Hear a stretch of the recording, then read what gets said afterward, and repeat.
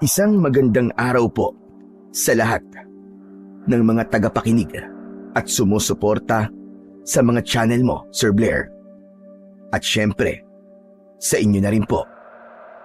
Ang aking ibabahaging kwento ay isang bahagi ng buhay ko na kailanman ay hinding-hindi ko makakalimutan. Sa karanasan ko kasing ito, ay masasabi ko na kadalasan ang kasalanan ng magulang ay nagiging kasalanan na rin ng anak. At may mga tao talaga na ginagawang katatawanan ang buhay ng iba na parabang para sa kanila ay isa yung nakakaaliw na gawain. Tawagin niyo na lamang po ako sa pangalang Emilio. At ito ang aking kwento. Ang tatay ko na si Donato na lamang ang kasama ko sa buhay. Binatilyo pa lamang ako nang mamatay ang nanay ko dahil sa isang misteryosong sakit. Wala kaming pera ng panahon na yon, kaya hindi namin siya nadala sa ospital. Sa pagkakatanda ko, biglang nanghina si nanay hanggang isang umaga ay hindi na siya nagising pa. Habang ang aking tatay naman ay isang dating albularyo o manggagamot sa aming lugar. Ngunit dumating ang panahon na tila nawala ang kakayahan niya sa panggagamot sa hindi malamang dahilan. Nagsimula na siyang pumalpak sa kanyang panggagamot. Yun ang naging dahilan para pagtawanan siya ng mga tao. Meron ding ibang nagalit sa kanya dahil hindi niya nagawang pagalingin ang mga nagpagamot sa kanya noon. Mas lalong naging matindi ang pagiging katatawanan ni tatay nang nagkasakit si nanay. Sinabi ng mga tao na kahit pala isang manggagamot si tatay, ay hindi niya kayang pagalingin ang sarili niyang asawa. At simula noon ay tumigil na si tatay sa pagiging manggagamot niya. Isang hapon, matapos naming magtrabaho sa taniman ng palay, ay magkasama kaming nagtungo ni tatay sa sementeryo upang dalawin ang puntod ni nanay. Nagtiri kami ng kandila sa libingan ni nanay at nag-alay ng maikling panalangin. Nakakamiss po si nanay, no? Nung buhay pa po siya, palaging masarap ang ulam natin. Sa tingin niyo po, tay, hindi po kaya ganito ang buhay natin kung buhay pa siya? Hindi ko lang alam. Alam kong hindi magandang pakinggan ang sasabihin ko. Pero minsan naiisip ko na mas mabuti na hindi na natin kasama ngayon ang nanay mo. Kilala mo siya. Malambot ang kanyang puso. Baka damdamin niya ng gusto ang mga sinasabi ng mga tao sa atin. Sa bagay, tama po kayo. Pero, syempre po, iba pa rin po nung kasama po natin si nanay. Ay, oo nga pala tay, naalala ko. Itutuloy ko na po ang pagiging manggagamot. Nagsimula na po akong mag-ikot sa iba't ibang baryo at doon po ako nanggagamot. Nagagamit ko na po sa wakas yung mga itinuro niyo po sa akin. Mabuti naman kung ganon. Mas maganda na sa ibang lugar ka manggamot kaysa dito sa atin. Sigurado kasi ako na walang maniniwala sa kakayahan mo. Kasalanan ko ang lahat ng to eh. Kung hindi lang sana ako pumalpak nun, malamang ay dalawa na tayong nanggagamot ngayon. Wala po kayong kasalanan, tay. Kaya wag niyo pong sisihin ang sarili niyo. Hindi niyo po kasalanan na bigla na lamang pong nawala ang kakayahan niyo sa panggagamot. Pero tay, hindi niyo po ba talaga alam kung bakit po nangyari yun? Hindi talaga, anak eh. Hanggang ngayon nga, ay isa pa rin yung malaking palaisipan sa akin. Ilang taon nang nakalipas simula nang nangyari yon. Pero hanggang ngayon, ay wala pa rin akong nakukuhang sagot. Huwag po kayo mag-alala, Tay. Kasi ako po ang magpapatuloy ng ginagawa niyo dati. Ipapakita ko po sa mga tao sa baryo natin na hindi tayo palpak ng mga manggagamot. Huwag mo nang gustuin na makilala dito sa lugar natin dahil hindi na nila makakalimutan ang hindi magandang impresyon na iniwan ko sa kanila. Pero ako, Tay, naniniwala po ako na darating po ang panahon na hindi na tayo pagtatawanan ng mga tao. Nababalik yung tiwala nila sa atin, lalo na po sa inyo, Tay. Pagdating po sa panggagamot. Hindi na ako umaasa na mangyayari pa yan, anak. Sanay na rin ako sa hindi magandang pakikitungo ng mga tao sa atin. Para sa akin, ay normal na ang ganung bagay. Nalungkot ako sa sinabing yun ni Tatay. Malinaw kasi na tuluyan niya nang tinanggap na ginagawa kaming katatawanan ng mga tao. Pero kung ako ang tatanungin, ayokong habang buhay na pinagtatawanan kami. Gusto kong muli kaming makabangon. Kaya nga, sinadya ko talagang pag-aralan ang pagiging manggagamot. Nang panahon na yon, sa ibang baryo ko muna ginagawa ang panggagamot dahil walang nakakakilala sa akin. Kung sa lugar namin kasi ako manggagamot, sigurado ako na walang magpapagamot sa akin dahil nakatatak sa utak nila na palpak ang tatay ko. Kaya naman, ganun din ako. Makalipas ang ilang minuto, ay umalis na kami ni Tatay sa sementeryo. Palubog na ang araw ng sandaling yon. Napakaganda ng kalangitan dahil kulay kahilyon. Habang naglalakad kami sa gilid ng daan, ay nagulat kami nang may narinig kaming lalaking sumisigaw mula sa likuran. Hoy! Tumabi kayo! Dadaan ako! Paglingon ko, ay nanlaki ang aking mga mata. Nakita ko si Jinggoy na sakay ng bisikleta at mabilis ang kanyang pag-andar. Alam kong huli na para umiwas. Kaya itinulak ko si Tatay. Ako lang ang nabangga ni Jinggoy at napaupo ako sa lupa habang si Jinggoy at ang kanyang bisikleta ay hindi man lang natinag. Agad naman akong tumayo para tulungan ang tatay ko na makatayo. Tay, ayos lang po ba kayo? Ayos lang ako. Maraming salamat, anak. Anak ng teteng, bakit pa kasi bagal-bagal yung maglakad na mag-ama ha? Para kayo naglalakad sa ilalim ng buwan Eh ikaw, bakit ang bilis mo magpatakbo? Sira ba ang tiyan mo at nagmamadali kang makapunta sa banyo? Hoy, anak ng palpak na manggagamot. Hindi ko gusto ang tabas ng dila mo Ako naman, hindi ko gusto ang tabas ng pagmumukha mo. Ba't loko ka? Ano ba gusto mo ha? Away? Sige, pagbibigyan kita. Umuusok ang ilong sa galit na bumaba si Jinggoy sa kanyang bisikleta. Susugurin niya sana ako pero agad na pumagitna si Tatay sa aming dalawa. Tama na yan, tama na yan.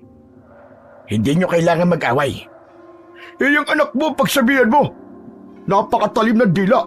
Kaya dapat lang na pinapadugo ang bunganga niyan gamit ang kamao. Eh di subukan mo kung kaya mo. Baka pag yung nguso mo ang napaputok ko ay magsumbong ka naman sa tatay mo. Duwag! Sino duwag ha? Sino? Sinabi ng tama na eh. Jinggoy, ako na ang humihingi ng pasensya sa'yo. Tay, huwag kang mag-sorry sa mokong na yan. Wala tayong kasalanan sa kanya. Siyang may kasalanan sa atin kasi binangga niya tayo ng bulok niyang bisikleta. Mga bingin ba kayo? Hindi niyo ba narinig yung sigaw ko? Narinig namin yung sigaw mo. Pero sumigaw ka, malapit ka na sa amin. Sa tingin mo ba, makakaiwas ka agad kami sa'yo? Talaga nagdadaylang ka pa para palabasin na ako may kasalanan ha? Eh ikaw naman talaga eh. Wala nang iba. Sinabi ng tama na eh. Tama na! Magsasalita pa sana ako nang nakita kong bumakas ang sakit sa muka ni tatay. Napahawak siya sa dibdib niya. May pag-aalala kong hinawakan ang braso niya habang hinahaplos ko ang likod niya. Tay? Tay, ano po nangyayari sa inyo, Tay? Hindi ko alam. Biglang sumakit ang dibdib ko. Halika na, Emilio. Umuwi na lang tayo. Jinggoy, pasensya ka na talaga. Sa susunod ay mag-iingat na kami. Yan! Ganyan nga! Kayo ang humingi ng tawad sa akin! Muling sumakay si Jinggoy sa bisikleta niya at mabilis siyang umandar papalayo. Matalim ang mga matang sinundan ko siya ng tingin. Noon pa man ay mainit na ang dugo sa akin ni Jinggoy. Nung nag-aaral kasi kami ay palagi kaming magkaklase at hindi ko alam kung bakit siya nakikipagkompetensya sa akin. Palagi kasing mas mataas ang grado ko sa kanya. Palagi din niya akong ginagawang katatawanan sa school at tinatawag niya akong anak ng palpak na manggagamot. Si Jinggoy ang pangunahing dahilan kung bakit hindi naging maganda ang karanasan ko sa eskwelahan mula elementarya hanggang high school. Inalalayan ko si tatay sa paglalakad dahil ramdam ko ang matinding sakit na nararamdaman niya. Nang nakarating na kami sa aming bahay, ay pinaupo ko siya at pinainom ng tubig. Kumusta na po ang pakiramdam niyo, Tay? Medyo masakit pa rin ang dibdib ko, anak. Pero hindi na ako nahihirapang huminga. Ano po kaya, Tay, kung magpunta na po tayo ngayon sa ospital? Ano namang ibabayad natin sa doktor, anak? Hindi mo na ako kailangan dalhin pa sa ospital. Magpapahinga lang ako sandali at sigurado ako na mamaya ay bubuti na ang pakiramdam ko.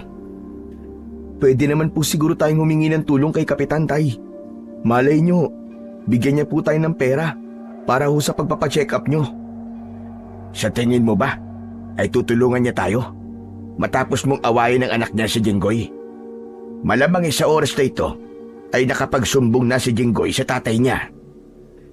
Pero hindi ba dapat labas ang away namin ni Jinggoy sa bagay na yun, Tay? Parang hindi mo naman kilala si Kapitan, anak. Para sa kanya, palaging tama ang anak niya. Kaya nga malakas ang loob ni Jinggoy na gumawa ng mga kalokohan dahil alam niya na palagi siyang sasaluhin ng kanyang tatay. Kaya nga nagalit ako sa iyo kanina. Nagsinagot mo si Jinggoy. Mas lalo lang nila tayong pagtatawanan at pag-iinitan. Nag-aalala lang naman po ako sa inyo, Tay. Di ko po kayang walang gawin kapag kayo na po nasaktan. Kahit na wala tayo sa posisyon para sumagot sa kahit na sino sa lugar na ito.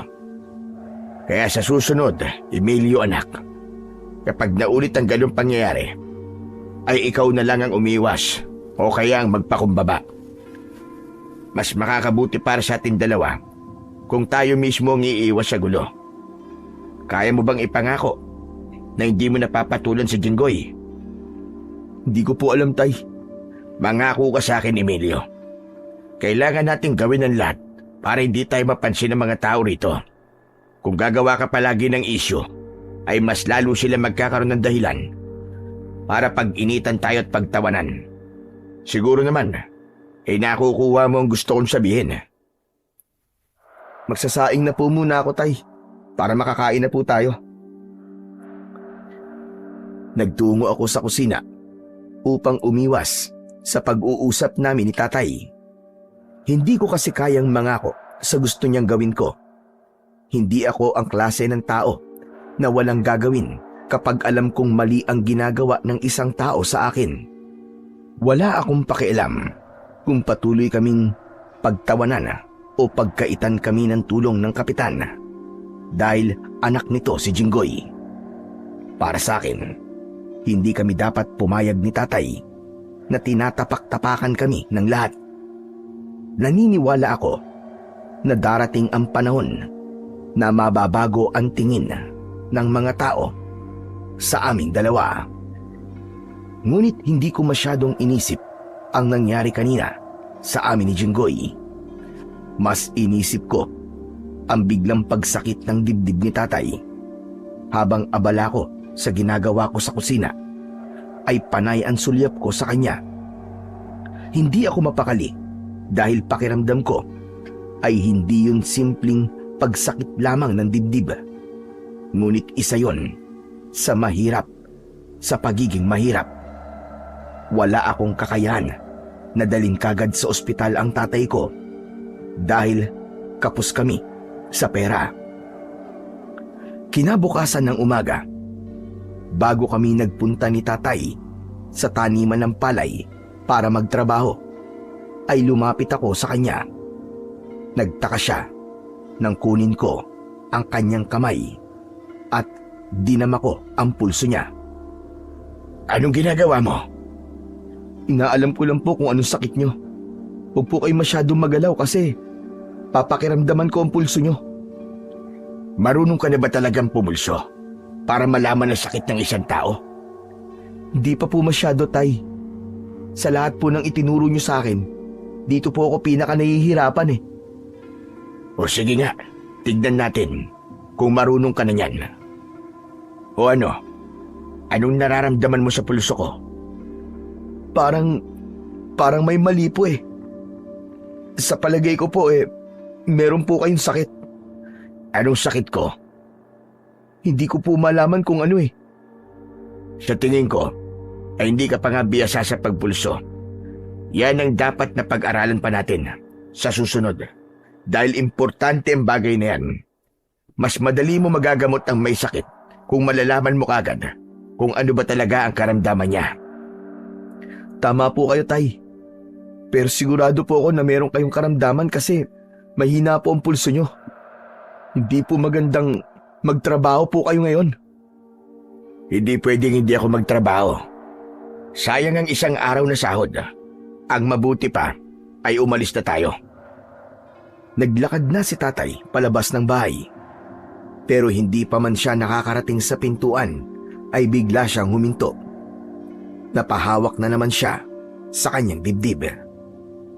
Nag-aalala ko siyang nilapitan. Baka sa mukha niya ang labis na sakit.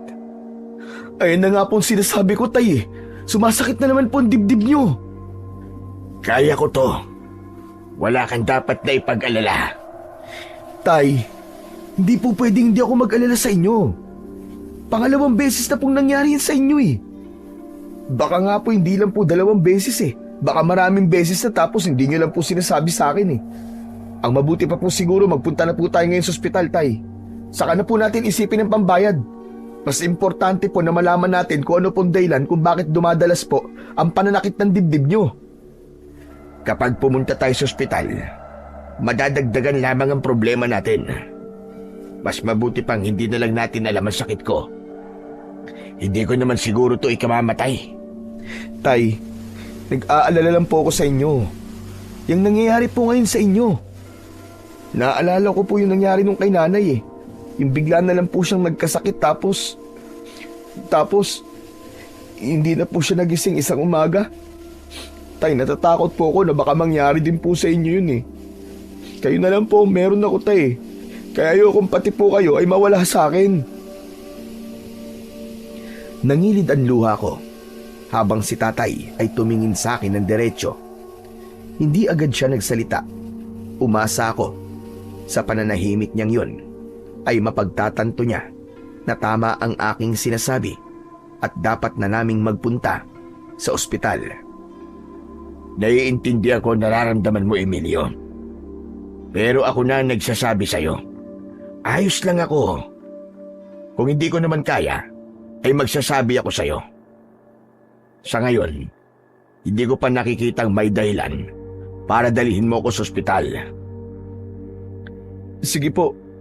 Kung ayaw niyo po magpadala sa ospital, mas mabuti pa pong wag na po muna kayo magtrabaho.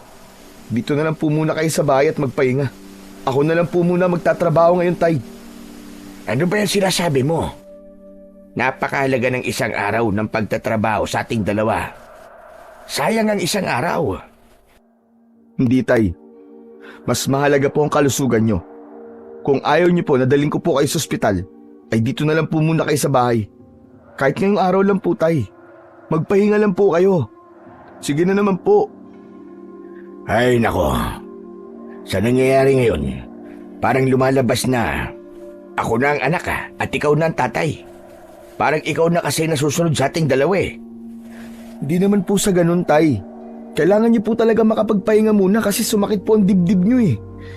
Tay, huwag po kayo mag-alala. Kasi kakausapin ko po si Sir Benjo. Sasabihin ko po kung bakit hindi kayo makakapagtrabaho ngayon. Sigurado naman po ako na maiintindihan niya po kayo. O sige, sa ngayon ay susundin kita. Dito lang ako sa bahay para makapagpahinga. O siya, sige, umalis ka na. At baka hinahanap ka na sa taniman. Sige po, alis na po ako. Mamayang tanghali po, pupuntahan ko po kayo rito para masiguro ko po kung ayos lang po kayo. Ikaw ang bahala. Basta mag-iingat ka. Matapos yun, ay umalis na ako ng bahay para magtungo sa taniman ng palay. Habang naglalakad, ay nag-alala pa rin ako kay tatay. Tila gusto kong bumalik para bantayan na lang siya. Pero naisip ko na kung hindi ako magtatrabaho sa araw na yon, ay wala kaming ipambibili ng pagkain. Napadaan ako sa isang tindahan. Nakita ko roon si Jinggoy, nakainuman ang mga kaibigan niya. Kinabahan ako ng konti dahil baka pagkatuwaan na naman ako ni Jinggoy, lalo na't lasing siya. Hindi nga ako nagkamali dahil nang dumaan ako at nakita ko ni Jinggoy, ay tinawag niya ako. Uy! Nandito pala yung anak ng palpak na manggagamot. Hoy, Emilio! Tumagay ka nga muna rito. Jinggoy, pasensya na, hindi ako pwedeng uminom. Magtatrabaho pa ako eh. Isang shot lang naman eh. Hindi ka malalasing noon. O eto, shot mo. Hindi ko na sinagot si Jinggoy. Nagpatuloy ako sa paglalakad. Pero hinabol pa rin niya ako. Dala niya ang isang baso ng alak. Ipapahiya mo ba ako sa mga kaibigan ko, ha? Inumin mo na to. Hindi talaga pwede, Jinggoy eh. Baka pauwiin ako ng boss namin kapag amoy alak ako. Eh ano naman? Ayaw mo ba nun? Makakapagpahinga ka? Sa susunod na lang, Jinggoy. Isa pa, hindi ko ugaling uminom ng alak ng ganito kaaga eh. Bakit? Ano ba tingin mo sa mga umiinom ng ganito kaaga, ha? Masasamang tao? Wala akong sinabing ganyan, Jinggoy. Ikaw ang may sabi niyan. Sinabi ko lang na hindi ako umiinom ng ganito kaaga. Hindi! Parang ibang gusto mong iparating eh. Hoy, para sabihin ko sa'yo kahit hindi ka umiinom o magbisyo ng kahit na ano, mababa pa rin ang tingin ng lahat ng tao sa'yo. Ikaw ba naman na maging anak ng palpak na manggagamot eh? Pambihira ka naman, Jinggoy. Wala ka na bang ibang itutukso sa akin kundi yan? Kami ng tatay ko. Nakausad na kami sa bagay na yan. Pero kayo hindi pa. Bakit hindi mo na lang ayusin ang buhay mo? At huwag kang makialam ng buhay ng iba. Ang yabang mo talaga. Ano ba tingin mo sa sarili mo? Mas nakakataas ka sa akin? Talagang hinuhuli mo ang pika ko Itinapo ni Jinggoy ang baso at sa kanya ko sinugod ng isang suntok. Nagawa kong iwasan ang suntok niya. Nawalan siya ng balanse at napasubsob siya sa lupa. Nagtawanan ang mga kainuman niya. Dahil nadala na rin ako ng aking emosyon, ay sinunggaban ko si Jinggoy. Hinawakan ko ang kwelyo ng damit niya. Susuntokin ko sana siya sa muka, pero tumigil ang kamao ko nang malapit na yon sa kanyang muka. Nanginginig ako sa sobrang galit habang si Jinggoy ay bakas sa muka ang takot. Alam mo, Jinggoy, bakit hindi ka nalang magpasalamat na hindi nangyayari sa iyo ang nangyayari sa buhay namin ng tatay ko? Magpasalamat ka dahil hindi mo nararanasan na araw-araw kang tinutukso dahil sa pagkakamali na matagal nang nangyari. Kahit ang totoo, hindi naman talaga yung pagkakamali. Hindi mo alam kung anong hirap ang pinagdadaanan ko araw-araw, tapos dadagdag ka pa sa pagpapahirap na yon. Ganyang buhay ba talaga ang gusto mo? Ang tapakanan sa tingin mo ay mahina. Ang pagtawanan ang hindi naman dapat pinagtatawanan. At sana balang araw, itong ginagawa mo sa amin ng tatay ko ay maipagmalaki mo sa mga magiging anak mo. Maras kong binitiwan si Jinggoy at saka ako tumayo. Itinaas niya ang dalawa niyang kamay na parang sinasabi niyang hindi na siya lalaban. Napakabilis ng kabog ng dibdib ko nang naglakad ako palayo. Alam kong napuno na talaga ako kay Jinggoy, kaya ko nasabi ang mga yon sa kanya. Ngunit wala akong pagsisising naramdaman dahil alam ko na ang mga sinabi ko ay ang mga salitang dapat marinig ni Jinggoy at ng mga taong ginagawa kaming katatawanan. Nang nakarating ako sa taniman ng palay, ay medyo kalmado na ako. Hinanap ko ang amo namin na si Sir Benjo at sinabi ko sa kanya na hindi makapagtatrabaho si tatay dahil masama ang pakiramdam. Naintindihan naman niya yon. Matapos yon, ay itinuon ko na ang aking atensyon sa mga dapat kong gawin. Pagsapit ng tanghali, ay hindi ko na nagawang makauwi sa bahay gaya ng sinabi ko kay tatay dahil sa dami ng mga kailangan kong gawin. Inisip ko na lang na okay lang si tatay sa bahay at meron naman siyang pagkain doon. Hindi ko namalayan ang paglipas ng oras hanggang sa sinabi na sa amin ni Sir Benjo na pwede na kaming umuwi. Lumapit ako kay Sir Benjo at kinausap ko siya. Bumali ako sa kanya ng sahod at sinabi ko na gagamitin ko yon para magpa-check up si tatay. Madaling kausap si Sir Benjo kaya ibinigay niya sa akin ang perang kailangan ko. Habang naglalakad pa uwi ay masaya ko dahil meron na akong pera para mapatignan si tatay sa doktor. Hindi kasi ako matatahimik hanggat hindi ko alam kung wala ba kaming dapat na ikabahala sa madalas na pagsakit ng dibdib ni tatay. Sigurado ko na wala nang magiging dahilan si tatay para hindi siya magpatingin sa doktor dahil meron na kaming pera. Pagdating sa bahay ay nakabukas ang pinto. Pagpasok ko ay wala roon si tatay. Tay? Tay? Nandiyan po ba kayo sa likod? Wala akong narinig na pagsagot. Inisip ko na baka umalis siya. Ang ipinagtataka ko lang ay kung bakit iniwan niyang nakabukas ang pinto. Napansin ko na wala pala kaming sinaing kaya nagtungo ako sa likod ng bahay para kumuha ng panggatong. Ngunit labis akong nagimbal sa nakita ko sa likod ng bahay. Nakahandusay si tatay sa lupa at tila wala siyang malay. Nagmamadali akong tumakbo palapit sa kanya at tinapik ko ang kanyang muka. Tay! Tay! Gumising po kayo, tay! Tay, ano po nangyari sa inyo? Tay, gising! Tay naman huwag kayo magbibiro ng ganito! Inilapat ko ang tenga ko sa dibdib niya. Mas lalo akong kinabahan dahil wala na akong naririnig na pagtibok ng puso. Nang pulsuan ko siya, ay wala na rin siyang pulso. Doon na bumuhos ang mga luha ko. Pero hindi pa rin ako nawalan ng pag-asa. Binuhat ko si tatay at tumakbo ako papunta sa gitna ng kalsada.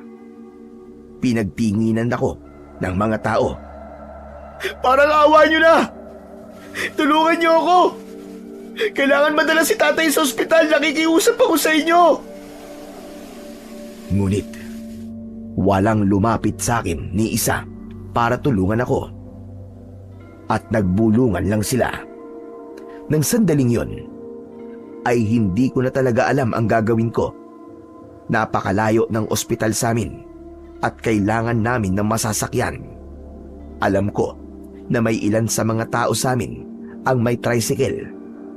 Pero yun nga, kahit isa, ay walang tumulong sa amin.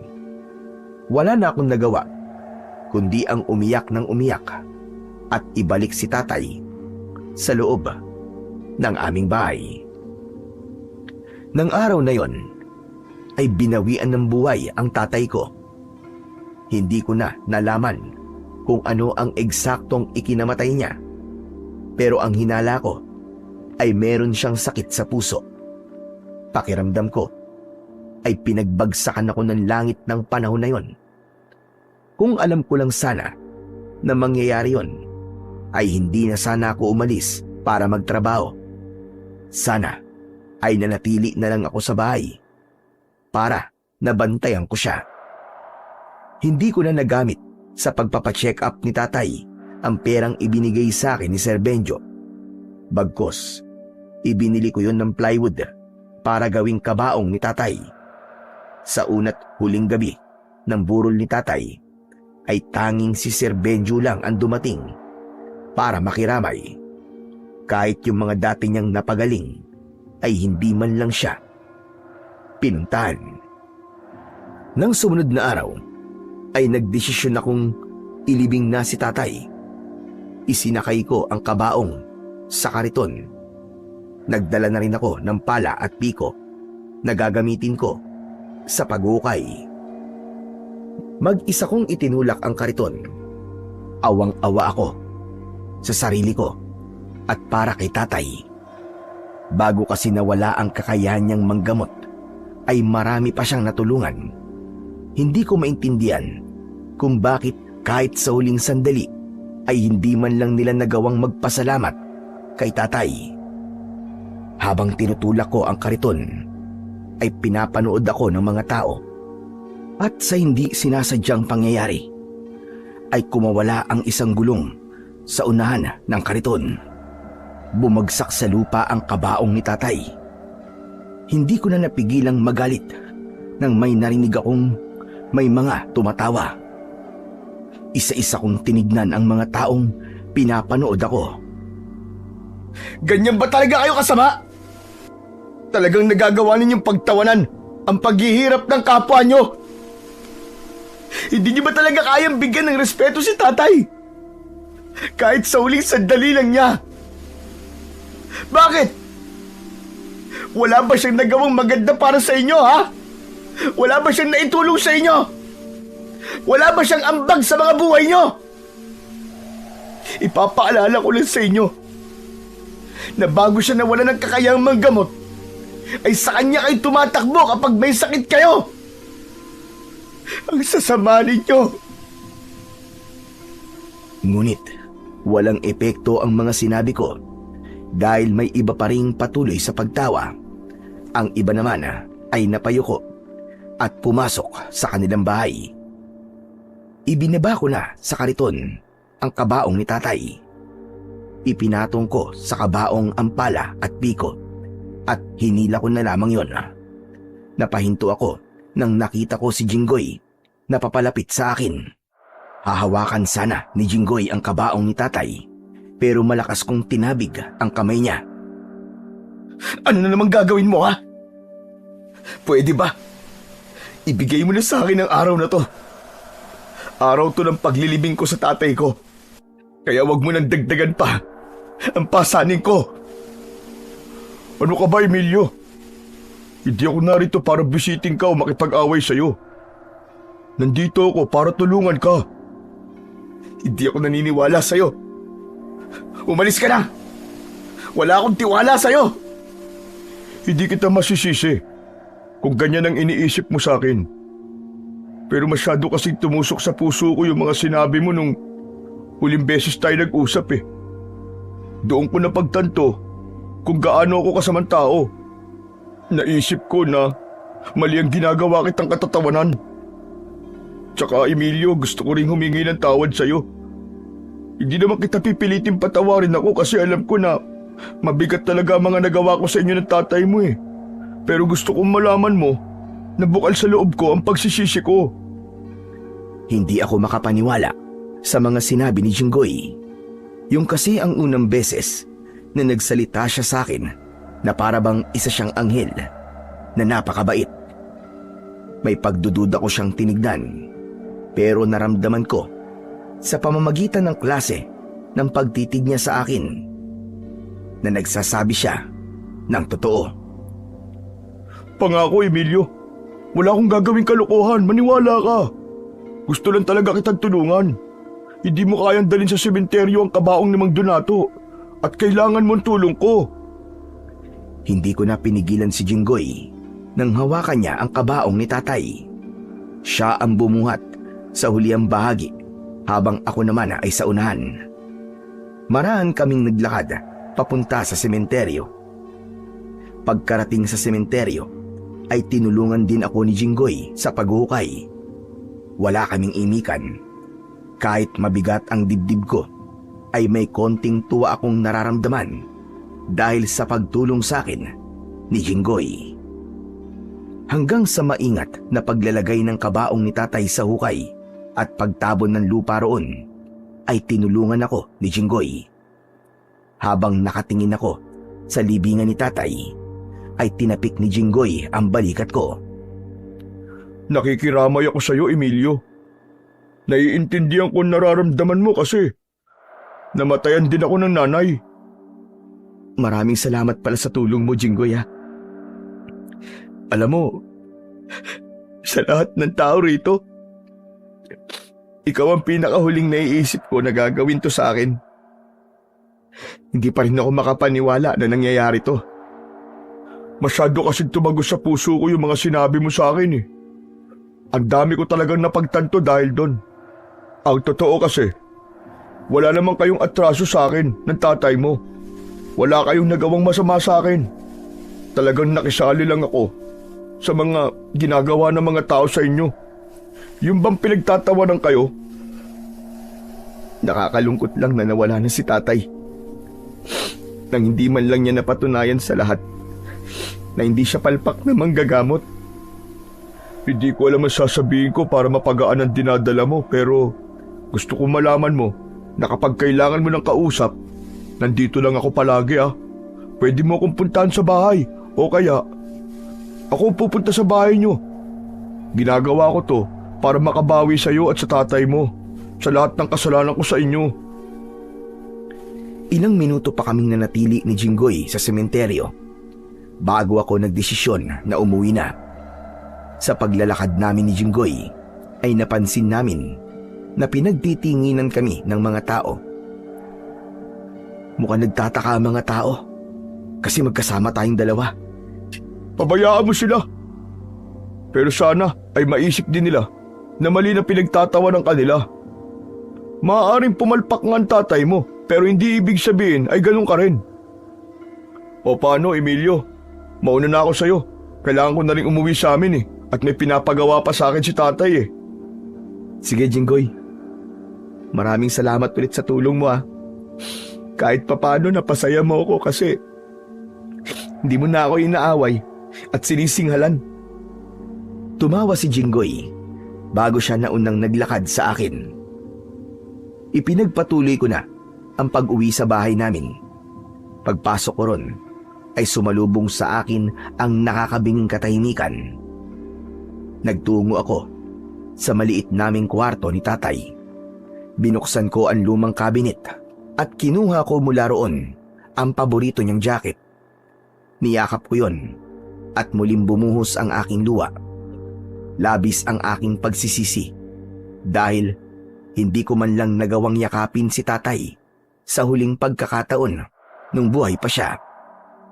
Doon ko napagtanto na totoo ang kasabihan na habang kasama mo pa ang mahal mo sa buhay, ay iparamdam at ipakita mo sa kanila kung gaano sila kahalaga sa iyo.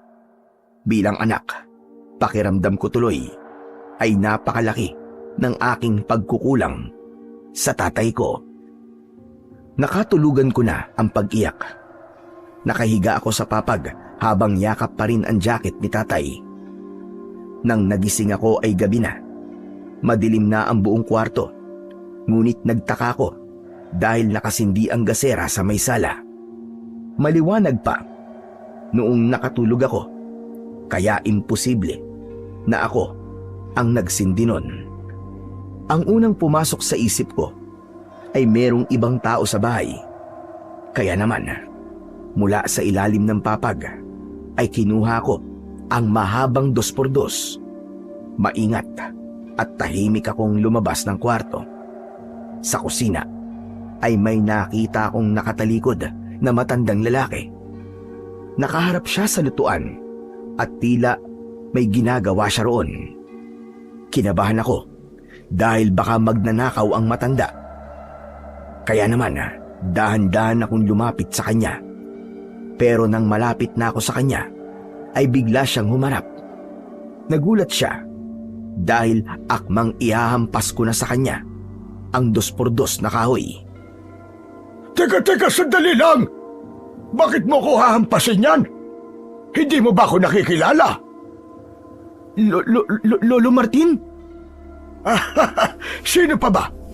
Ano bang akala mo sa akin? Magnanakaw? Aba, kung magnanakaw ako, hindi ko papasukin ang bahay na ito. Aba, tignan mo naman.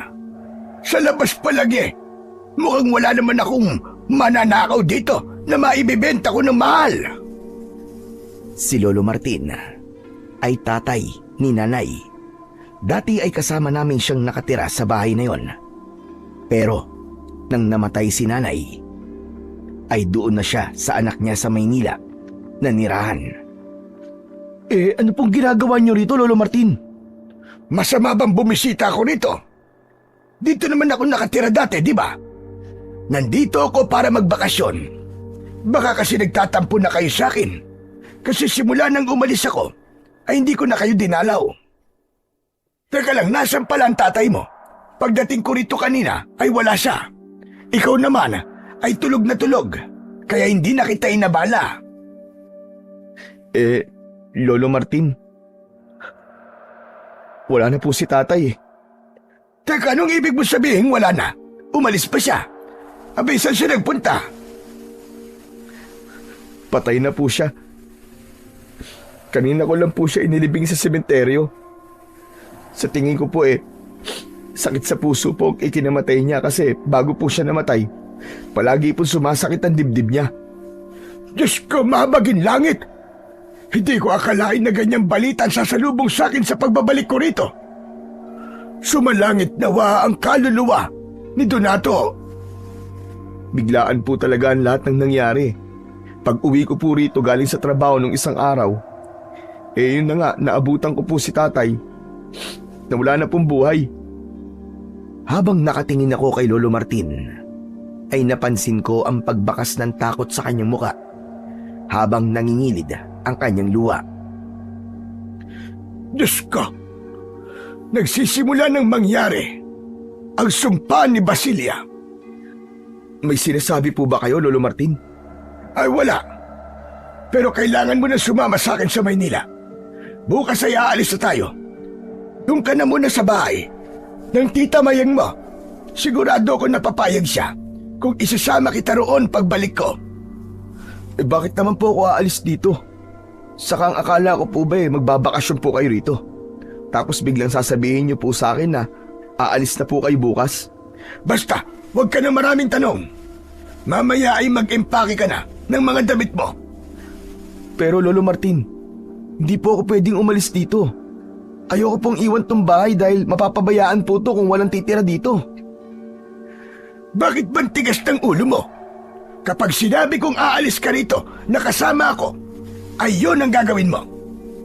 Teka, wala bang pagkain dito? Kanina pa ako nagugutom. Sandali lang po at bibili lang po ako ng bigas at ulam sa labas.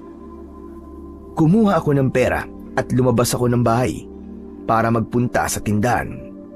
Bumili ako ng itlog, tuyo at 1 kilong bigas. Habang naglalakad ako pabalik ng bahay, ay puno ako ng pagtataka.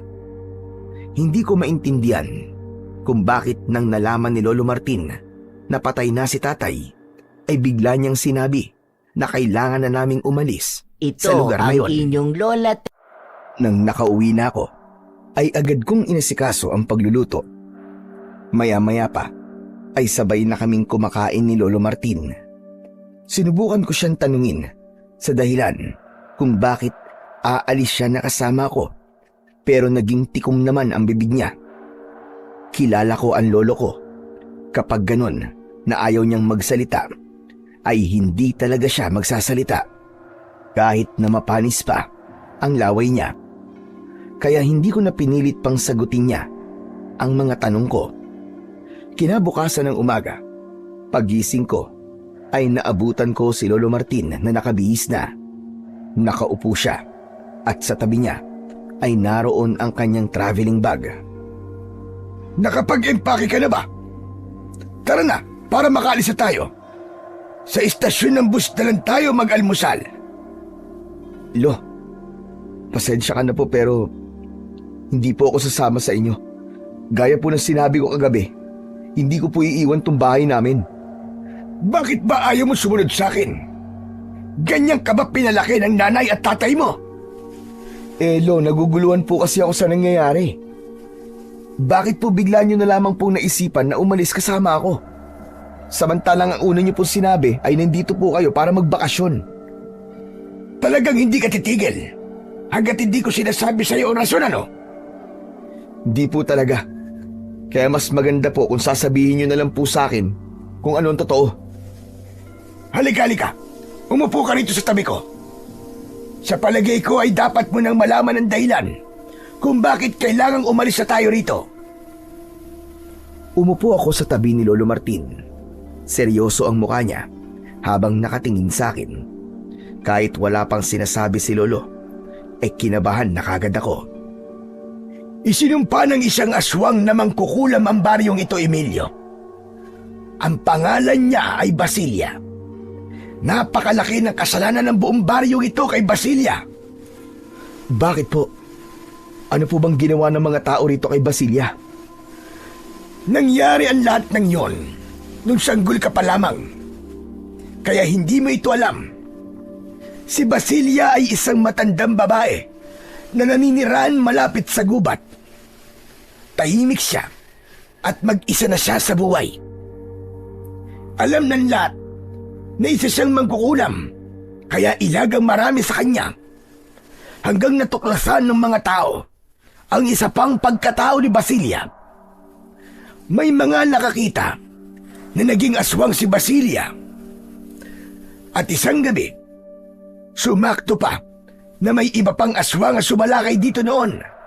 Ang nangyari tuloy, pinagbintangan ng mga tao na si Basilia ang may kagagawan ng pagsalakay na yon. At ang tatay mo, si Donato, siya ang nanguna sa pagtugis kay Basilia. Nagkaisa ang lahat para pagbayarin si Basilia sa kasalanang hindi naman siya ang may kagagawan. Sinunog nila ang bahay ni Basilia isang gabi habang naroon siya sa loob. Pero kinabukasan, nang halugugin nila ang sunog na bahay ni Basilia, ay hindi nila nakita ang katawan nito. Ano pong nangyari kay Basilia? Buhay pa po ba siya? Isang gabi, nagising kaming lahat nang marinig namin ang galit na pagsigaw ni Basilia. Isinumpa niya ang baryong ito. Aniya, darating ang araw na makakaranas ng matinding paghihirap ang baryong ito at papatayin niya ang lahat ng nakatira rito. Ang sabi ni Basilia, ang senyales na magsisimula ng kanyang sumpa ay ang kamatayan ng iyong ama. Marahil, ayun ang senyales na itinakda niya dahil ang tatay mo nga ang nanguna sa pagtugis sa kanya. Kumbaga malaki talaga ang galit ni Basilia kay Donato. At ang sabi pa niya, ang tanging makapuputol sa sumpang yon ay ang kamatayan lamang ni Basilia. Nung una, natakot ang mga tao sa sumpang yon. Pero dahil napakatagal na panahon na nangyari yon, inisip siguro nila na walang katotohanan ng sumpang yon. Siguro nga ay nakalimutan na nila yon. Pero ako, hindi ko yon makakalimutan. Kinilabutan ako ng gusto sa mga sinabi ni Lolo Martin. Hindi agad ako nakapagsalita. Ilang segundo akong nakatulala. Hindi ko alam kung ano ang sasabihin ko. Kaya gusto kong umalis na tayo rito ay dahil magsisimula na ang sumpa ni Basilia. Magsisimula na ang paniningil niya sa kasalanan sa kanya ng mga tao na narito. At hindi natin alam ang mga hindi magagandang mangyayari. Kaya mas makabubuti, Emilio, na umalis na lang tayo rito. Hindi po ako sasama sa inyo, Lo. Ano ba't sinasabi mo? Akala ko pa kapag sinabi ko na sa'yo ang dahilan kung bakit kailangan nating umalis dito ay sasama ka na sa akin. Wala po akong sinabing ganun, Lo. Sa mga nalaman ko, mas lalo po akong nagkaroon ng dahilan para manatili rito. Nababaliw ka na ba? O hindi mo naiintindihan ang mga sinasabi ko? Gusto mo bang ulitin ko pa mula sa simula? Naiintindihan ko po ang lahat ng sinabi nyo. Malinaw na malinaw po sa akin na ang pagkamatay ni tatay ang hudyat na magsisimula ng sumpa ni Basilia. At dahil magsisimula na nga ang hindi magagandang pangyayari sa baryo natin, ay dapat po na manatili ako rito. At bakit mo naman yan naisip? Kailangan ko pong harapin si Basilia. Kailangan ko pong iligtas sa mga tao rito mula sa kanya. At kung kinakailangan ko siyang patayin para maputol ang sumpa, ay handa po akong gawin yon. Tama nga ang sinabi ko kanina. Nababaliw ka na, Emilio. At paano mo naman papatayin si Basilia, Aber? Kung wala kang kaalaman sa pakikipaglaban sa aswang, sige nga. Kayo po. Tutulungan niyo po ako, Lolo Martin. Hindi po ba? Nung malakas pa po kayo, ay nakikipaglaban po kayo sa mga aswang. Naikwento po sa akin yun ni nanay dati. At ano sa tingin mo? Tuturuan kita makipaglaban sa mga aswang? Sa tingin mo ba, ay papayag akong ilagay mo sa panganib ang buhay mo? Hindi. Hindi ko gagawin yan.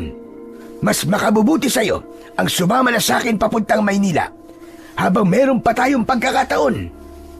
Hindi natin alam kung anong hindi magagandang bagay ang mangyayari sa mga susunod pang araw.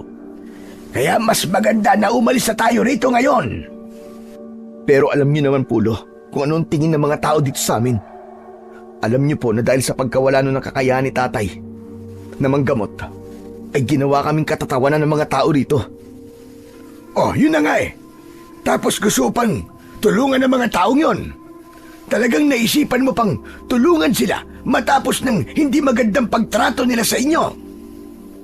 Alam ko po na kung nabubuhay lang po si tatay, ay papayag po siya sa desisyon ko to. Kahit hindi po niya sinabi, ramdam kong gusto niyang bumalik ang respeto sa amin ng mga tao at naniniwala po ako na ang paraan upang mangyari yun ay kapag nakita ng mga tao na sa kabila ng hindi magandang pagtrato nila sa amin, ay kabutihan pa rin ang isusukli ko sa kanila. Anak ka nga talaga ng tatay mo. Parehas kayo na kapag may gustong gawin ay walang kahit na sino ang pwedeng makapigil. Desidido ka ba talagang gawin yan? Opo, Lolo Martin. At wala po akong nakikitang dahilan para magdalawang isip. Ay nako, ano pa nga bang magagawa ko kung desidido ka na? Kahit kalad ka rin pa kita paalis sa lugar na ito, ay paniguradong babalik at babalik ka pa rin dito. Sige, pumapayag na ako sa gusto mo. Hindi na kita pipiliting umalis. At sasangayin din kita sa pakikipaglaban sa mga aswang.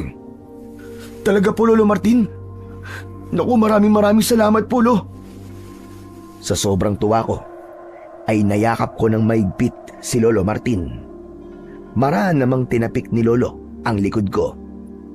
Basta, ipangako mo sa akin, iyo, na magtatagumpay ka sa kung anong gusto mong gawin. At kapag napatay mo na si Basilia, mangako ka rin sa akin na aalis na tayo rito at doon na tayo maninirahan sa Maynila. Opo, Lolo Martin. Nangangako po ako sa inyo. Pero sandali, paano po itong bahay kung aalis po ako dito? Pwede mo naman itong dalawin paminsan-minsan. Pwede kang magbakasyon dito ng ilang araw. Alam mo, Emilio, mas magiging magandang buhay mo dun sa syudad. Malay mo, pag-aralin ka pa ng tita Mayeng mo, gaya ng ginawa niya sa iba mong pinsan. Nang sandaling yon, ay pumayag na ako sa gustong mangyari ni Lolo Martin. Ang tanging gusto ko lang kasi ay muling may mapatunayan sa mga tao. Ang gusto ko, kung sakaling aalis ako sa lugar na yon, ay aalis ako na may maiiwan akong magandang alaala sa mga tao roon. Sa araw din na yon ay nagtungo kami ni Lolo Martin sa libingan ni Tatay. Hindi na napigilan ni Lolo ang umiyak. Maging ako ay naiyak na rin. Bago kami umalis sa sementeryo, ay sinabi ko kay Tatay na ililigtas ko ang baryo namin mula kay Basilia, at ang bagay na yon ay inaalay ko sa kanya. Pag-uwi namin sa bahay, ay agad na sinimulan ni Lolo Martin ang pagsasanay sa akin sa pakikipaglaban sa aswang. Itinuro niya sa akin ang paggamit ng itak bilang sandata.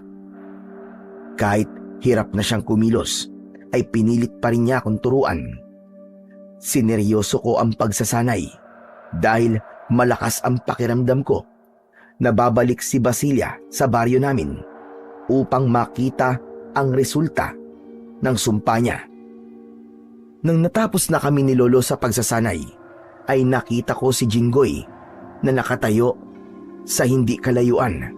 Lumapit ako sa kanya habang si Lolo naman ay pumasok na sa loob ng bahay. Emilio, si Mang Martin ba yun? Oo, Jinggoy. Bumalik siya galing ng Maynila. Mukhang malakas pa rin siya. Nakita ko kayo na parang sinasanay ka niya sa pakikipaglaban gamit ang itak. Ano bang meron? May kaaway ka ba? Teka, sandali lang. Baka mamaya galit ka pa rin sa akin na kaya ka nagsasanay ng ganun. Dahil may gagawin kang hindi maganda sa akin. Huwag naman, Emilio. Nakakatawa ka naman, Jinggoy. Hindi ako galit sa'yo. At ang pagsasanay ko na yon ay hindi para sa tao. Ano ka mo? Para saan yun? Sa aswang. Aswang? Bakit? May aswang ba rito sa atin? Wala naman, di ba? Parating pa lang siya at kailangan kong maging handa dahil ako makikipaglaban sa kanya. Teka, sandali. Naguguluhan ako sa mga sinasabi mo. Pwede bang ipaliwanag mo sa akin ang lahat? Doon ko na sinabi kay Jinggoy ang lahat ng sinabi sa akin ni Lolo Martin tungkol kay Basilia. Maliwanag ko yung ipinaliwanag sa kanya para mas mabilis niyang maintindihan. Pagkatapos kong sabihin sa kanya ang dapat niyang malaman, ay ilang segundo siyang nakatulala na parang hindi siya makapaniwala sa mga narinig niya. Alam mo, Emilio, natatandaan ko na dati na ikwento nga yan ni Tatay sa akin. Isa raw aswang na mangkukulam ang isinumpa itong baryo natin. Pero sabi niya, hindi daw totoo ang sumpang yun kasi napakatagal ng panahon na nakalipas. Pero hanggang ngayon ay hindi naman nangyayari ang sumpa ni Basilia. Pues, mukhang mangyayari na yun ngayon dahil namatay na si Tatay. Ang sabi ni Lolo, sinabi daw ni Basilia na ang pagkamatay ni Tatay ang senyales na magsisimula ng mangyari ang sumpa ni Basilia. Ibig sabihin, may mga hindi magagandang mangyayari dito sa atin at papatayin din ni Basilia mga tao rito. Ganun na nga, Jinggoy. Wala kaming ideya kung anong masasamang mangyayari, kaya kailangan natin maging handa. Kung ganun, kailangan ko palang kausapin si Tatay tungkol dito. Sigurado ko na kung siya magsasabi sa mga tao, ay papaniwalaan siya ng mga yun. Tama. Maganda ang naisip mo. Kasi may tiwala ang mga tao sa tatay mo. Kasi siya ang kapitan dito eh. Jinggoy, malaking tulong yung gagawin mo. Salamat. Kailangan ko na palang umuwi para makausap ko na si Tatay. Sige, Emilio, sa susunod na lang ulit. Sige, salamat uli. Matapos yun, ay nagmamadaling umalis si Jinggoy. Para sa akin, ay sakto na naging magkaibigan na kami ni Jinggoy dahil kailangan ko talaga ang tulong niya para kausapin ang tatay niya. Pumasok na ako sa bahay at naabutan ko roon si Lolo sa kusina na umiinom ng kape. Hindi ba si Jinggoy yung kausap mo? Yung nangunguna sa pag-aalas ka sa'yo? Opo, siya nga po yun. Pero wala na, tapos na po yun. Magkaibigan na po kami ngayon. Aba, Isang Himalaya ata yan. Natatandaan ko pa nung nag-aaral ka pa. Madalas umuwi kang umiiyak. Dahil inaway ka ng mokong na yon. Anong nangyari? Bakit bigla kayo naging magkaibigan? Lolo Martin, mahabang kwento po. Pero para sagutin ko ang tanong nyo, napagtanto lang po niya na mali po ang ginagawa niya sa akin nun. Tamang-tama nga po kasi matutulungan niya tayo. Anong klaseng tulong? Sinabi ko po kasi sa kanya na maaaring mangyari na yung sumpa ni Basilia. Kakausapin po niya ang tatay niya tungkol doon para masabihan po ang mga tao. Kapitan po kasi rito ang tatay niya at sigurado ko na mas makikinig sa kanya ang mga tao. Maganda nga yung naisip nyo. Mas maganda kung magiging handa ang mga tao, lalo na't hindi natin alam kung ano ang mga mangyayari sa susunod pang mga araw. Kahit wala akong ideya kung anong klaseng sumpa ang dadapo sa baryo namin, ay hindi ko pa rin maiwasang kabahan. Ngunit mas lalo kong kinabahan nang mapagtanto ko na kailangan kong patayin si Basilia upang mawala ang sumpa. Hindi ko kasi alam kung gaano siya kalakas at kung kaya ko ba siyang talunin, lalo na't wala naman akong karanasan sa pakikipaglaban sa aswang. Kinabukasan ay itinuloy namin ni Lolo Martin ang pagsasanay. Kahit paano ay nakuha ko na kagad ang mga itinuro niya sa akin. Pinuri pa nga niya ako kasi napakabilis kong matuto. Sa gitna ng aming pagsasanay ay dumating si Jinggoy. Huminto muna kami ni Lolo para kausapin siya sa loob ng aming bahay. Nasabi sa akin ni Emilio, nakakausapin mo ang tatay mo tungkol sa sumpa ni Basilia. Nakausap mo na ba siya, ha, Jinggoy? Opo. Kahapon ko pa po nasabi sa kanya. Ano daw ang plano ng tatay mo? Kakausapin na ba niya ang mga tao na maganda? Hindi po siya naniniwala sa inyo eh. At sabi pa nga po niya, ay wag akong maniwala sa mga sinabi sa akin ni Emilio. Nananakot lang daw po kayo eh. Ano ka mo? Anong nananakot? Ano ba klaseng kapitan ng tatay mo? Hindi ba dapat na prioridad niya ay ang kaligtasan na nasasakupan niya? Lolo, uminahon lang po kayo. Baka mamaya niyan atakihin po kayo sa puso eh. Hindi mangyayari yan. Dahil walang problema ang puso ko.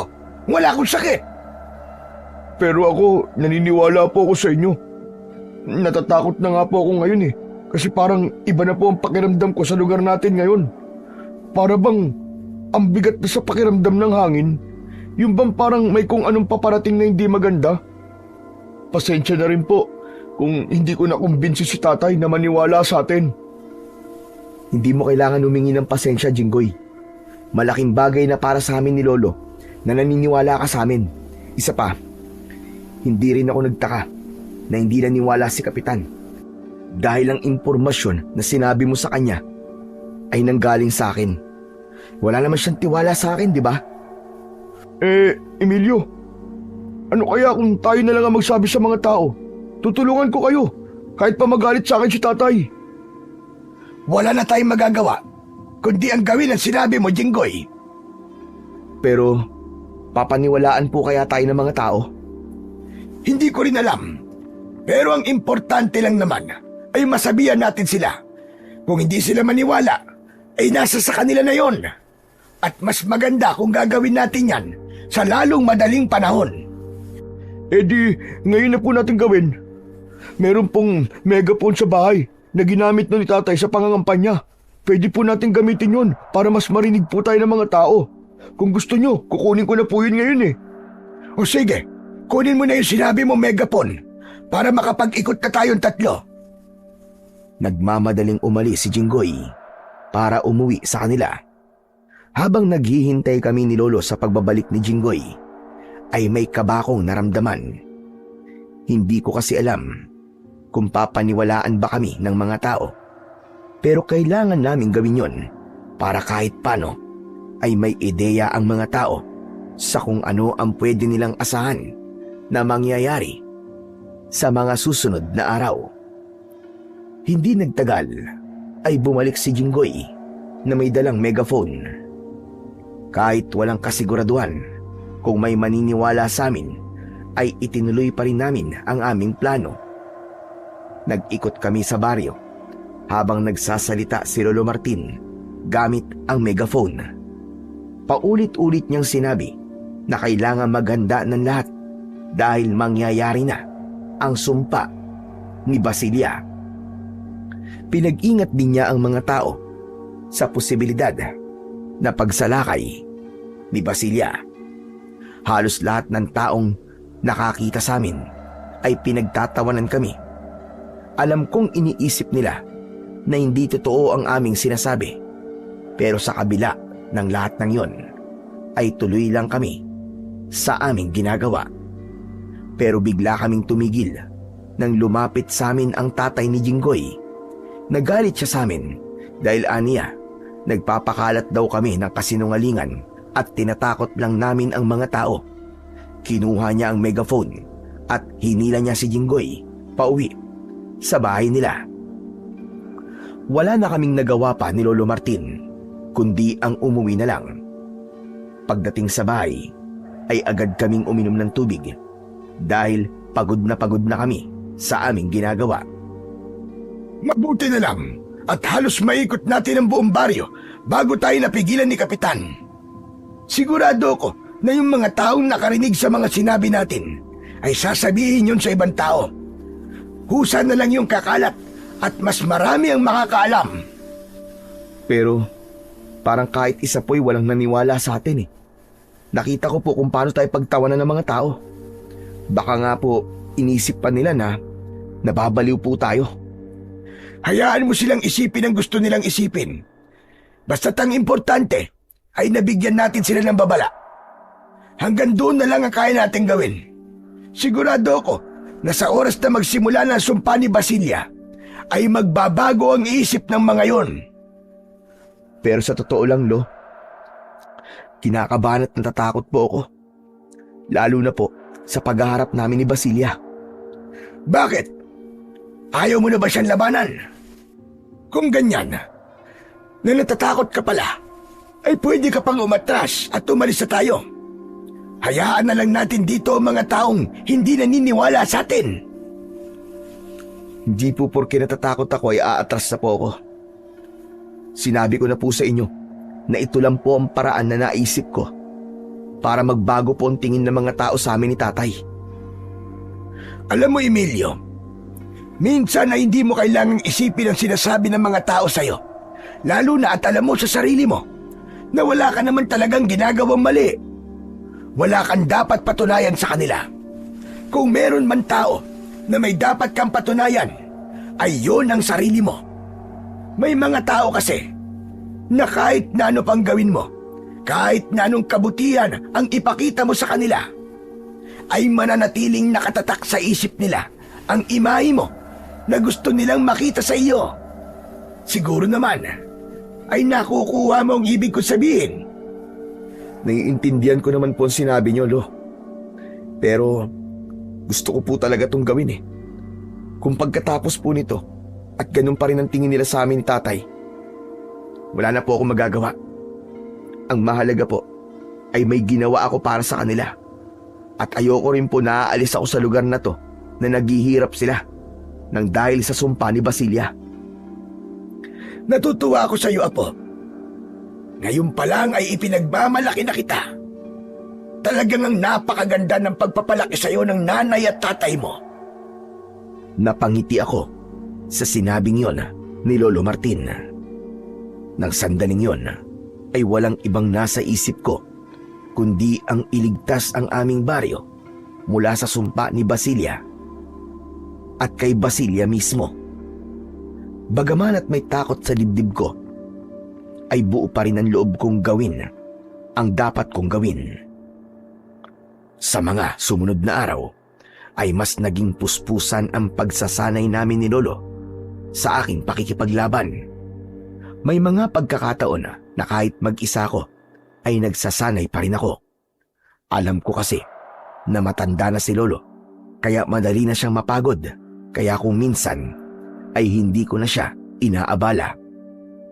Hanggang sa dumating ang araw na naramdaman ko na yung sinabi ni Jinggoy.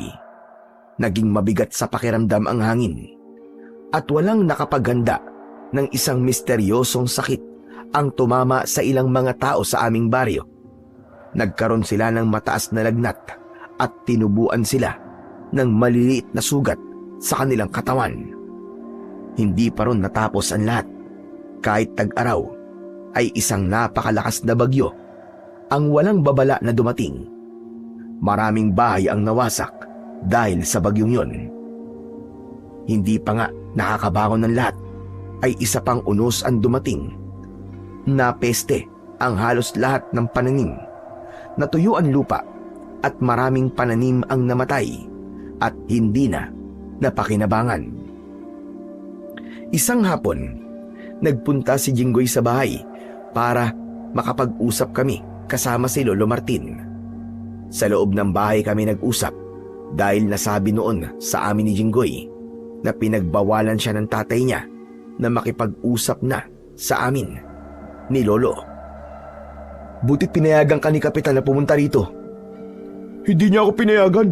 Hindi ko naman sinabi sa kanya na dito ako pupunta eh. Ang sabi ko, sa kaibigan ko sa kabilang baryo ako pupunta. Sigurado ako na sa mga sandaling ito ay naiisip na ng mga tao na tama tayo. Pero hindi lang nila yon matanggap. Sa tingin ko'y tama po kayo, Mang Martin. Narinig ko po kasi na nagkukumpulan yung mga tao nung isang araw. Pinag-uusapan po nila yung sunod-sunod na nangyayari dito sa baryo natin. Yung pagkalat ng sakit, yung bagyo, tapos ngayon naman po yung pagkapeste po ng mga pananim. Talagang matindi pala ang sumpa ni Basilia. Hindi ko inaasahan na ganito ang mangyayari sa lugar na ito. Gusto niyang pahirapan ang mga tao rito ng gusto.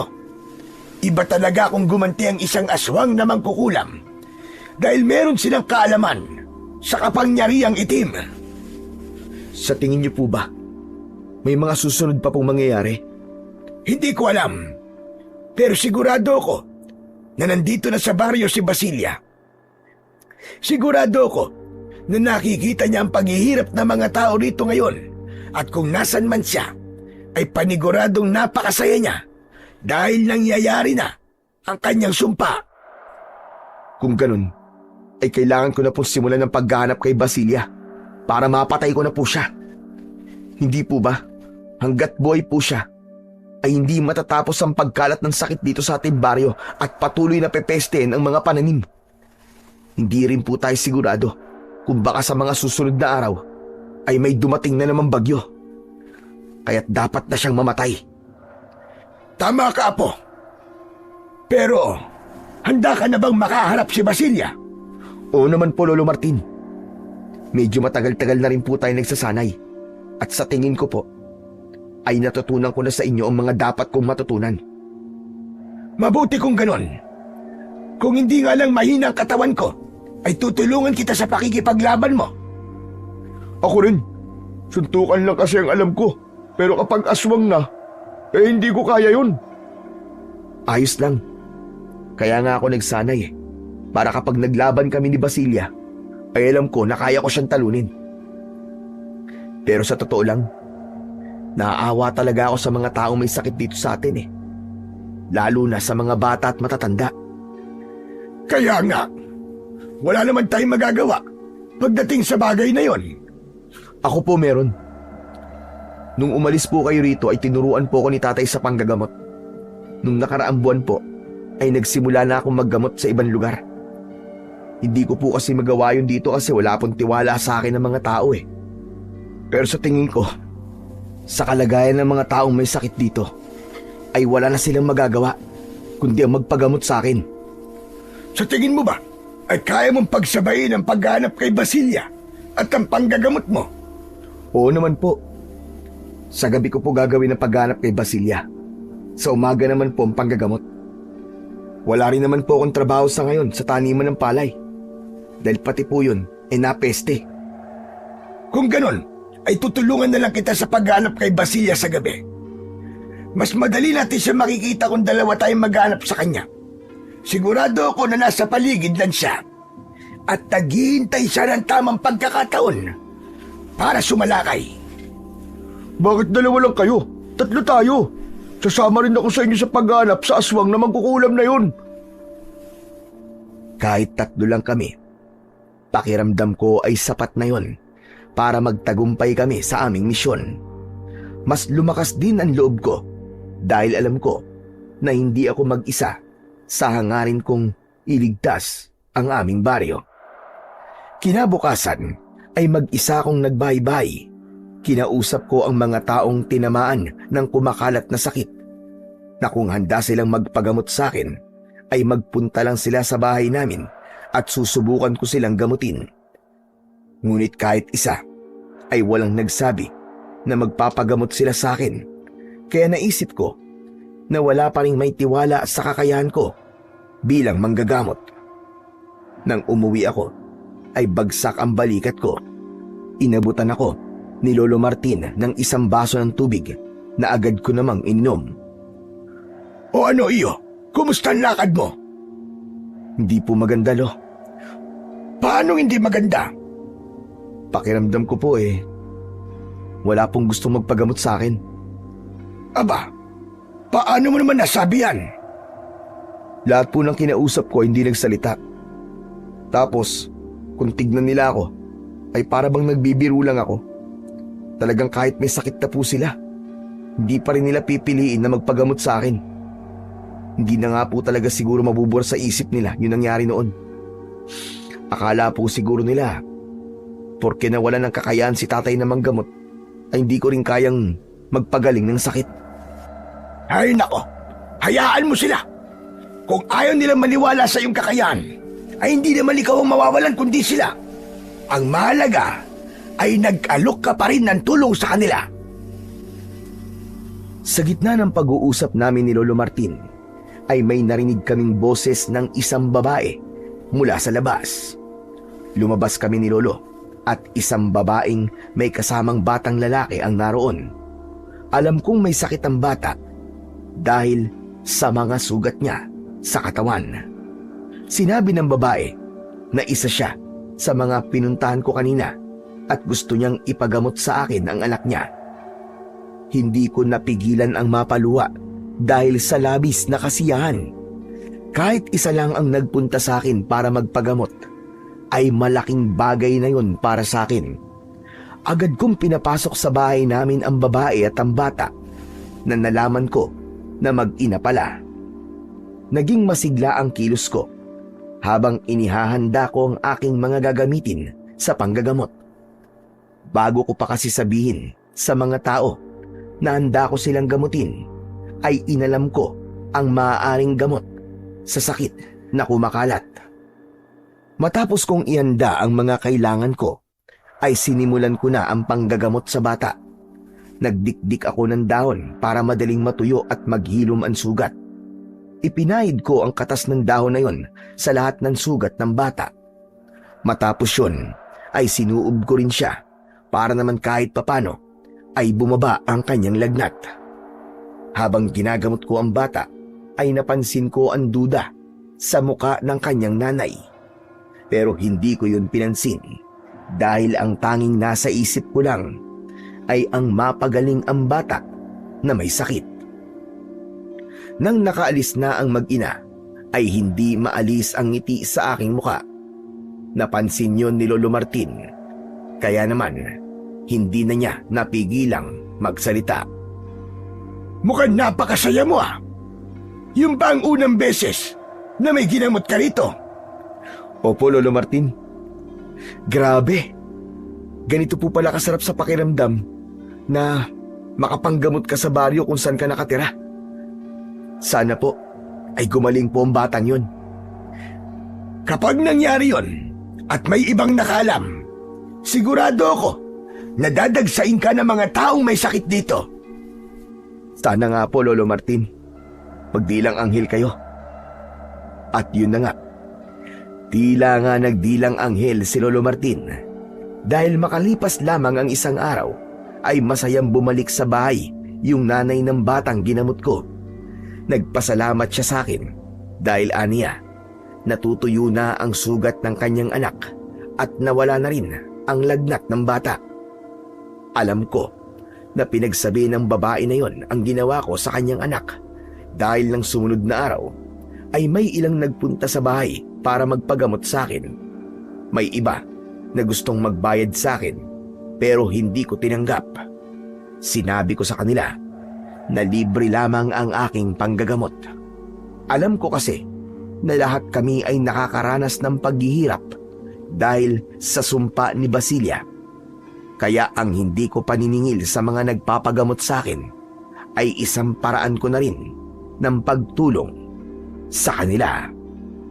Simula noon ay nangyari na yung sinabi ko na sa umaga ay nanggagamot ako at sa gabi ay hinahanap ko si Basilia. Tinupad din ni Lolo Martin at Jinggoy ang sinabi nila dahil hindi nila hinayaan na mag-isa ako sa pag-iikot sa aming baryo tuwing gabi. Lahat kami ay may dalang itak para lahat kami ay merong magagamit na proteksyon kung sakaling may mangyaring hindi inaasahan. Hanggang sa dumating na ang kinatatakutan naming lahat. Isang umaga ay nagulantang kaming lahat ng isang bangkay ng lalaki ang natagpuan sa harapan mismo ng kanyang bahay. Malinaw na sa paraan ng kanyang kamatayan ay isang aswang ang pumaslang sa kanya. Puno ng kalmot at kagat ang buong katawan niya at ang talagang pumatay sa kanya ay ang butas sa kanyang dibdib.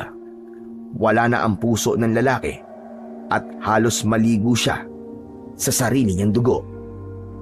Isang gabi, habang magkakasama kami ni Lolo Martin at Jinggoy sa paghahanap kay Basilia, ay napag-usapan namin ang pinatay na lalaki. Grabe yung ginawa dun sa lalaking pinatay, no? Wala ng puso niya. Malinaw na nagsisimula na si Basilia sa pagsalakay. Kaya dapat na natin siyang makita bago pa dumami ang biktima niya. Pero, alam nyo, kung ano ang magandang nangyayari sa kabila ng lahat ng kamalasan sa lugar na ito? Yun na yung may mga nagpapagamot na sa'yo, Emilio. Sa karamdam ko, na naniniwala na marami sa sinasabi natin noon. Kaya nga si tatay sinabi niya sa akin kahapon na mukhang totoo raw yung babala natin sa mga tao. Magandang balita yan. Ibig sabihin lang ay mag-iingat na ang mga tao ngayon. Kung ganun, mas mahihirapan na si Basilia na makapambiktima, di ba? Tama ka sa sinabi mong yan, Apo. Pero gaya ng sinabi ko kanina, kailangan na nating makita si Basilia. Habang hindi mo pa kasi siya napapatay, ay hindi mapuputol ang sumpa. Patuloy na maghihirap ang mga tao rito. Kahit ginagamot mo ang mga tao sa sakit nila, ay mananatili ang pagkalat ng sakit na yun sa iba pang mga tao. Hindi hihinto yun hanggat hindi siya namamatay. Pero saan po kaya nagtatago si Basilia? Ilang gabi na po natin itong ginagawa pero kahit anino po niya ay hindi natin nakikita. Sigurado po ba kayo na nandito na po siya sa baryo? Sigurado ako nandito na siya. At sigurado rin ako na alam niya na hinahanap natin siya. Kaya naman ginagalingan niya ang kanyang pagtatago. Kaya kailangan natin puntahan ang ibang parte ng baryo. Sa gabing yun, ay nagkasundo kaming pasukin ang gubat. Naisip kasi namin na malaki ang posibilidad na doon nagtatago si Basilia dahil yun ang lugar sa baryo na hindi masyadong pinupuntahan ng mga tao. Ngunit bigo pa rin kaming makita si Basilia sa gubat. Nang sumapit na ang 4:00 ng madaling araw, ay umuwi na kami dahil kailangan na naming magpahinga. Lalo na ako dahil hindi ko alam kung may magpupunta ulit sa bahay para magpagamot. Nang nagising ako kinaumagahan, ay may mga tao na sa labas ng aming bahay. Naroon sila para magpagamot sa akin. Hindi na muna ako nag-almusal at inuna ko muna ang panggagamot. Magtatanghali na nang natapos ako at sa pananghalian na ako sumabay kay Lolo Martin sa pagkain. Malalaki at halos sunod-sunod ang pagsubo ko. dahil doon ko naramdaman ang gutom. Nang nabulunan ako, ay agad akong inabutan ni Lolo Martin ng isang baso ng tubig. Magdaan-daan ka nga kasi sa pagkain. At baka mamaya mamatay ka naman dahil sa nabulunan ka. Gutom na gutom po kasi ako, Lo eh. Hindi na po kasi ako nakapag-almusal kanina. Dahil ayoko pong paghintayin yung mga tao sa labas na magpapagamot. Ano naman kung maghintay sila kahit sandali? Silang may kailangan sa'yo. Kaya sila ang dapat na maghintay. Kahit na po, Lo, nakakahiya pa rin po sa kanila. Saka nag-e-enjoy naman po ako sa ginagawa ko eh. Nag-e-enjoy ka nga at nakakapagpagaling ka ng mga may sakit. Pero baka ikaw naman ang magkasakit sa ginagawa mo sa bandang huli. Pati pagkain mo wala na sa oras. Huwag po kayo mag-alala, Lo. Kasi malakas naman po ang katawan ko. Saka alam mo, Lo, di naman po habang buhay na ganito ang sitwasyon natin. Kapag po napatay ko na si Basilia, mas magiging magaan na po ang buhay natin. Isa pa yung Basilia na yan. Bakit ba hindi pa siya nagpapakita sa atin? Para tayo naghahanap ng isang piraso ng karayom sa isang tambak ng dayami. Kaya nga po eh. Pero nitong mga huling araw, hindi ko po alam kung bakit pakiramdam ko malapit ko na po siyang makaharap. Sana ay magkatotoo yung pakiramdam mo na yan, Apo. At huwag mong kakalimutan na kapag nakaharap mo na siya, ay puntiryahin mo ang puso niya dahil yun ang kanyang kahinaan. Tatandaan ko po yung sinasabi niyo, Lo. Salamat po. O sige na, mamaya na tayo mag-usap at kumain ka na muna. At magdaan-daan ka sa pagkain mo. Baka mamaya mabulunan ka na naman. Itinuon na namin ni Lolo sa pagkain ang aming atensyon. At habang kumakain ako, ay muli kong naramdaman ang presensya ni Basilia.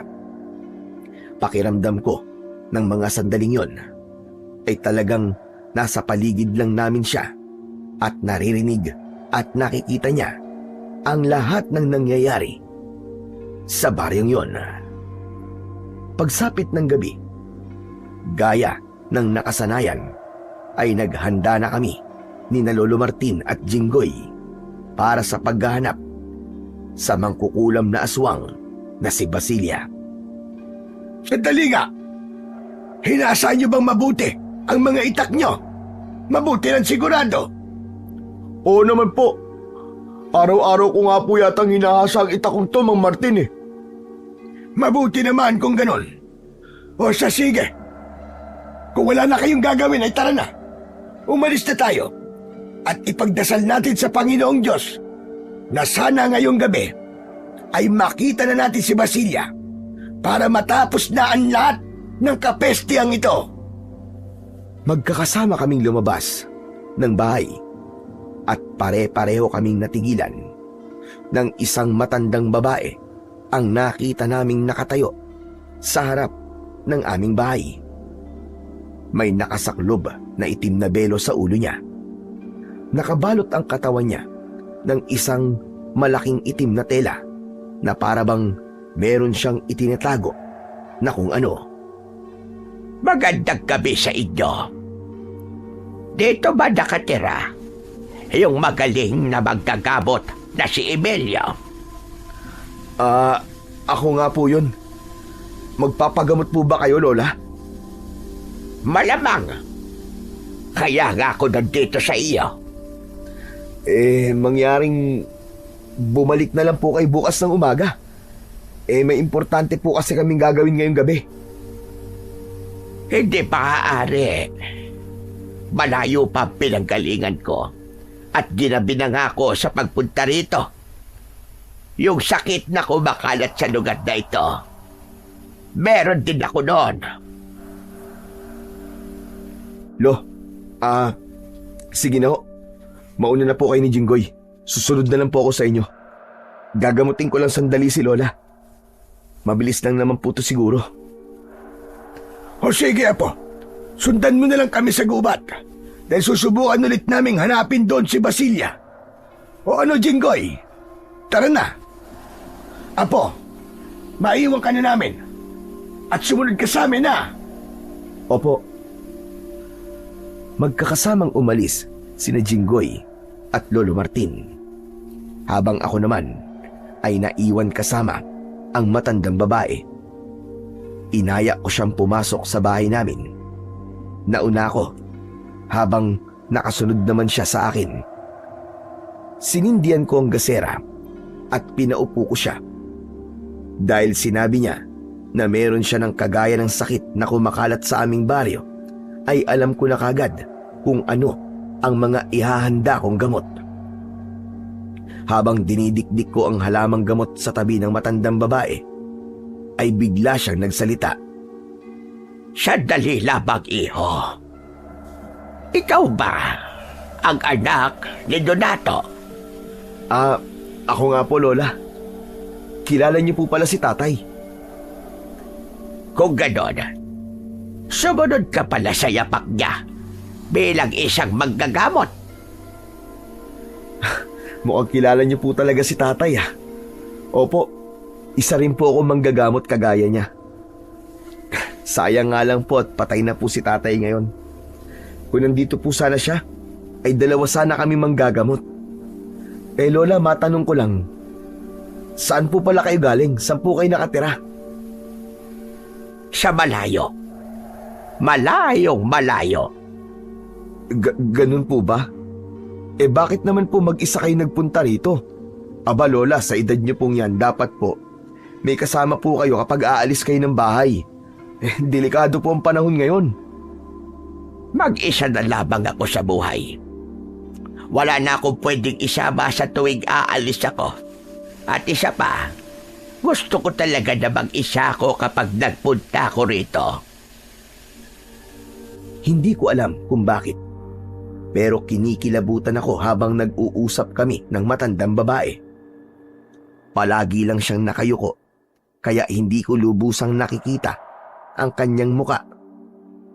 Inisip ko na nahihiya siyang ipakita ang muka niya dahil puno yun ng sugat.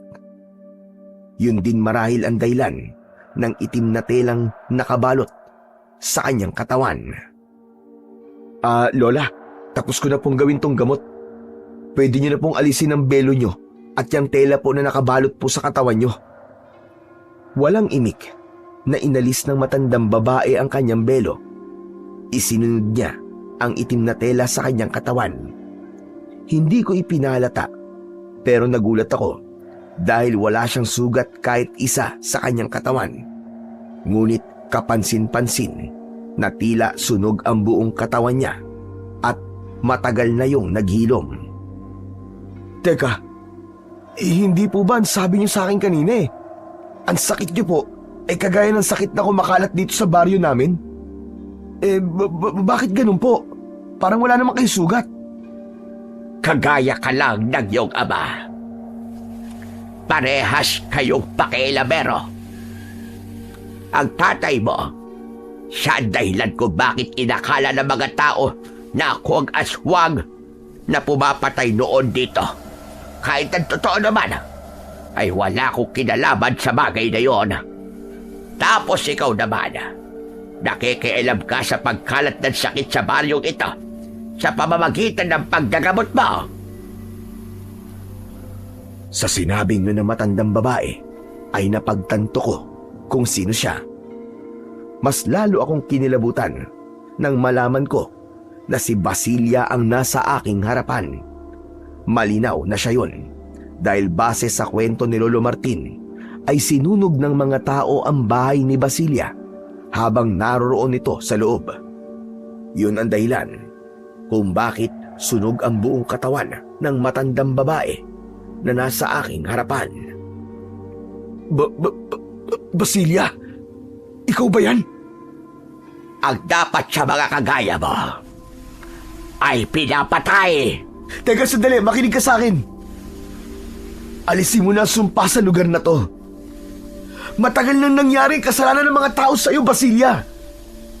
Yung mga taong may kasalanan sa iyo, karamihan sa kanila, patay na. At yung iba wala na rito. Wala akong pakialam. Galit na galit ako sa lugar na ito. Puot na puot ako sa lahat ng mga tao rito. At hindi ako titigil hanggat hindi nauubos ang lahat ng mga tao rito. Sa isang kisap mata, ay nagbago ng anyo si Basilia at tuluyan na siyang naging aswang. Humaba ang kanyang mga kuko. Nagkaroon siya ng matutulis na pangil at nanlilisik ang kanyang malalaki at mapupulang mata. Mabilis akong tumayo, pero mas mabilis si Basilia. Sinunggaban niya ako at nang napahiga ako sa sahig, ay sinubukan niya akong kalmutin gamit ang kanyang mga kuko. Pero agad ko namang nahawakan ang mga kamay niya. Nakipagpambuno ako sa kanya. Ginamit ko ang lahat ng lakas ko para pigilan ang kanyang pag-atake. Tumigil ka na, Basilia! Tama na! Lumayo ka na lang! At kalimutan mo na lang ang lahat! Madaling sabihin para sa iyo ang bagay na yan dahil hindi mo pinagdaanan ang lahat ng pinagdaanan kong hirap at sakit. Papatayin kita gaya ng gagawin ko sa lahat ng taong nakatira sa lugar na ito.